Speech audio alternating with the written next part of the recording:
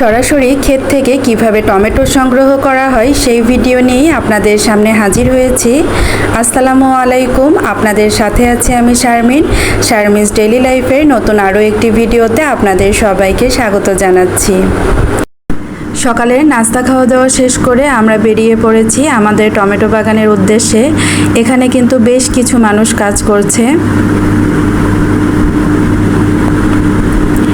এরকম সারিবদ্ধভাবে টমেটো গাছগুলো লাগানো হয়ে থাকে, আর যখন এরকম টমেটো পাকে তখন কিন্তু দেখতে অনেক ভালো লাগে। আমিও কিন্তু আজকে এগুলো দেখতে এসেছি। তো দেখতে এসে এত সুন্দর টমেটো দেখে নিজে আর লোভ সামলাতে পারলাম না, নিজে হাতেও বেশ কিছু টমেটো উঠিয়ে নিলাম।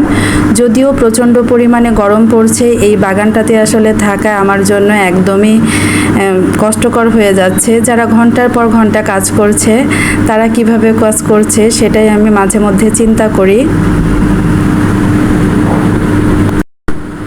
ফসলের শেষটা যদি ভালো হয় তাহলে তো সবারই ভালো লাগে। এই ফসলগুলো আসলে একদিনে হয় না, অনেক মানুষের অনেক রকম পরিশ্রমের ফসল আসলে এইগুলো।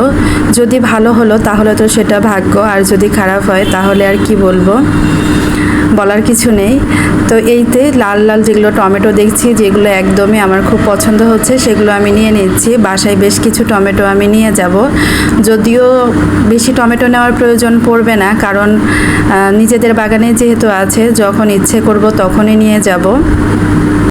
খুলনা থেকে একটা আপু আমাকে বলেছিল, প্লিজ আপু তোমাদের এখানকার টমেটো বাগানের একটা ভিডিও আর সেই সাথে টমেটো হাটের একটা ভিডিও তুমি দিও। তো যদিও টমেটো হাটের ভিডিওটা আমি করতে পারিনি, তো আমাদের বাগানের ভিডিওটাই আমি আজকে তোমাদের সাথে শেয়ার করলাম।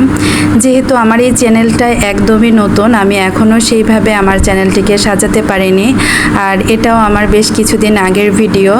তো এই ভিডিওগুলো দিয়েই আসলে আমি আমার চ্যানেলের নতুন কিছু ভিডিও শেয়ার করছি তোমাদের সাথে। আশা করছি তোমাদের কাছে ভালো লাগবে। যদি ভালো লাগে প্লিজ একটা লাইক দিয়ে দিও, আর সেই সাথে চ্যানেলটিকে সাবস্ক্রাইব করতে ভুলো না, কারণ তোমাদের একটু সাপোর্টই আমাকে অনেক দূর নিয়ে যেতে পারে। তোমাদের একটা ভালো কমেন্ট আমার আসলে নতুন করে ভিডিও তৈরি করার উৎসাহ যোগাবে। তাই প্লিজ তোমাদের যদি মনে হয় আমার ভিডিওটি কেমন লেগেছে তাহলে অবশ্যই তোমরা কমেন্টসের মাধ্যমে জানাবে। এই খাখা রোদে আমি যেরকম পড়তে এসেছি, সেই সাথে আমার ছোট বাচ্চাটাকেও নিয়ে এসেছি। সে কিন্তু অনেক মজা করে এই কাজটা করছে।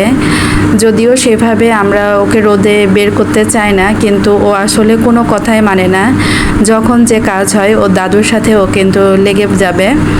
তো মাঝে মধ্যে ওর আব্বু কিন্তু বলে যে ছোট ছেলে পেলে করতে চাচ্ছে করুক, আর সেই সাথে একটু অভ্যাসটাও করা ভালো। ওর যেটা মন চায় সেটা ওকে করতে দাও। তো আমিও আসলে ওইভাবে ওকে সব জায়গায় একটু করে নিয়ে যাই, যে দেখি সব কিছুর সাথে খাপ খাওয়াতে পারছে কিনা। তো যাই হোক, যতটুকু পারে করে, সবার সাথে অনেক মজা করে, এটাই আসলে আমার অনেক ভালো লাগে।